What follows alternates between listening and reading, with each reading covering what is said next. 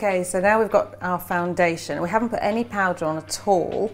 What we're going to do is decide on our blusher, because if you're going to put on a creamy blusher, you want to do it now. But if you're going to put on a powder blusher, you want to put on your powder first, because that'll set your makeup. I think for you, we're going to put on a little bit of creamy blusher, because that's, you're just going to work. You're not going for a big old night out contour look.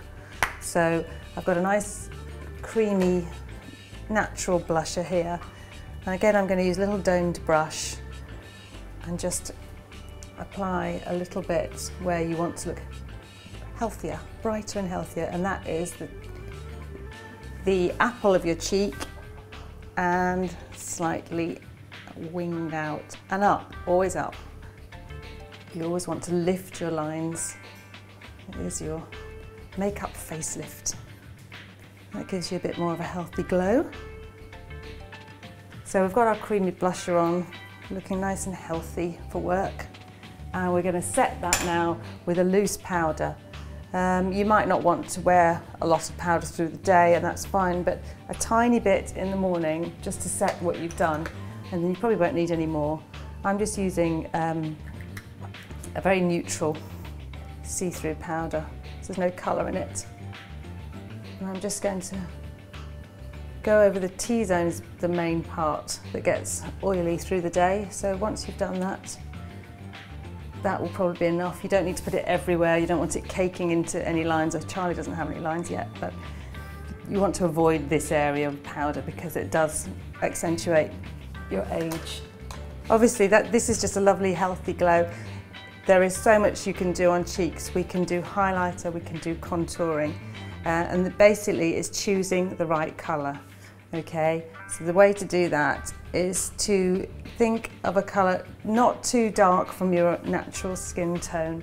So for Charlie, maybe something quite neutral. It looks very neutral, but it would still create a contour, and a very natural one. That is the best kind of contour. You don't want brown tram lines. And again, it's an angle. The angle is important. So find your cheekbone. You can feel the bone. And then place the colour just underneath it. That gives you the illusion of a more hollowed cheekbone. Make sure you blend it well as well. Don't leave hard lines. So just going over and over it. We'll blend it into your other cheek colour. So there you go, that's a little bit of contouring, and you can also contour more by putting a pale highlighter on the cheek here, and it's also nice just for a little shimmery, dewy look as well. So here I have just a pretty shimmer, and I'm just going to place that on top of the cheekbone. You can feel the bone, it goes from there to there. Again, everything's going along the same line.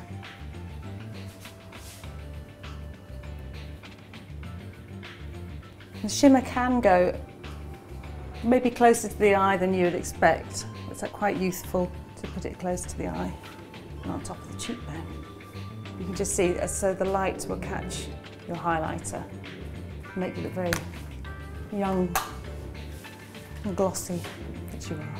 That's the cheeks done, and now we're ready for some eyes.